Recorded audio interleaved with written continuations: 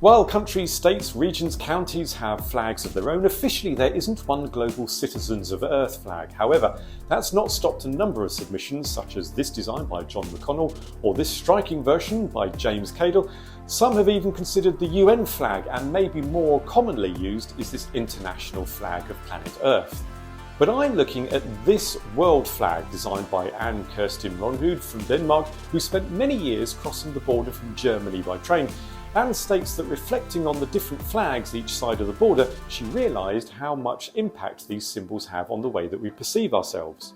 With this thought, the world flag was created back in 2001, a straightforward design so that anyone could make their own if they simply wanted to. The notion was to help people connect despite their differences by spreading the symbol of our own common home. While many people unite behind their national flags, this is meant to be an addition. The design is Earth with its atmosphere set against the vast universe. Realising that there were other proposed designs for the Earth flag, in Anne's mind this was a good thing, as it demonstrated that others were independently having the same idea as her. And sorry for my pronunciation, my Danish isn't quite what it used to be. For more from World Flag, details of their official Instagram page are in the description below. And if you want to discover more about other designs about the world flags, well, you're going to need to click over here.